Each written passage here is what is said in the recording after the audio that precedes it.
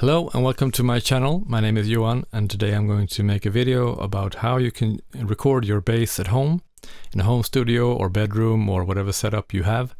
I will show the general workflow. I will show the gear that I use, the specific gear, but this workflow could be applied to any gear that you have available. And also this workflow works perfectly on guitar, but I'm a bass player, so I'll show my example with the bass.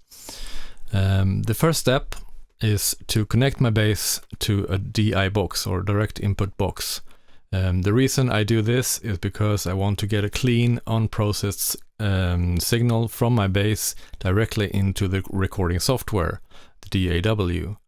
And another signal sent to my amplifier with all the effects and all the fun stuff. And this way I can record the direct input from the bass without any processing, but still hear the processed sound, the amplified sound with all the effects while I'm playing, to get like the feeling of the song while I'm playing.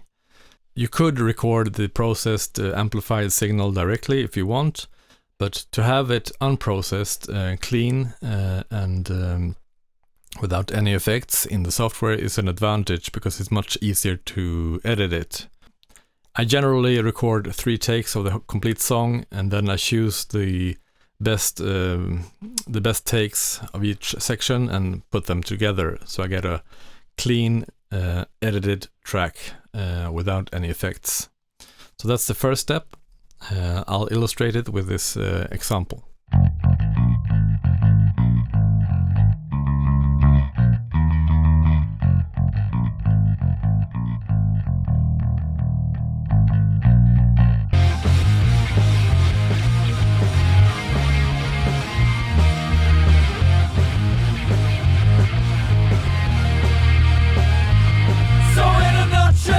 So to get a good performance, which is the most important thing, I prefer to hear the processed signal with the distortion and all the effects that I like to use, because this like puts me in the mood to play the song in the way that I want it to be played. That's why I have these 2 separate signal chains. Second part is that I take these 2 or 3 takes of the song. I listen to it and I find like in the first take maybe I like the first verse and chorus, and maybe in the second take I was better in the final chorus and so on. So I edit these parts to get one complete track. Then I use this function called detect transients, which basically identifies every single note or important note in the track. Then I can see visually if they are like on the beat or if they're lagging or rushing before the beat. Sometimes this is of course on purpose. You want to be rushing the bass a bit ahead of the drums to get certain feeling. Maybe you want to be lagging a bit behind, or maybe you want to lock in completely in sync with the drums. This depends on the mood of the song. By hearing I can get a sense of if I'm hitting the beat in the way that I want, but by detecting transients in the program I get sort of a visual representation to show if I'm correct or not. You can use this to drag single notes back and forth and to put them on the grid if that's what you want. I generally prefer not to do too many edits in this way because it might make the bass sound a bit robotic, and that's not the purpose for me anyway. Some people do it because it suits their style of music. For my style of music, it's better to have sort of a live feeling.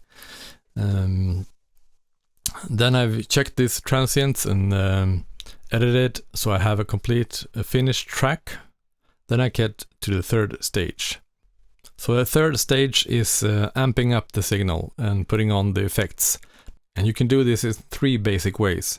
Either you can do it in the software by putting plugins, an amplifier plugin, compression plugins, distortion plugins. You can put it directly on the track in the software. And this is the easiest way, of course. But if you want the sound of an actual amplifier, you reamp the signal. This means taking your finished track, sending it back to your amplifier, and recording it on a new separate track in your software.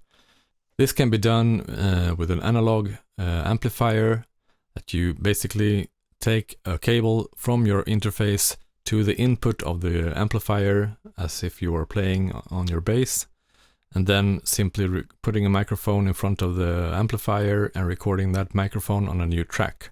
Or you can send it to a pedal board with a multi-effects unit like Helix or some other type of multi-effects unit. I'm using the Line 6 HX Stomp on a pedal board with a wah pedal and a compression pedal and a fuzz pedal, as you can see here in this image.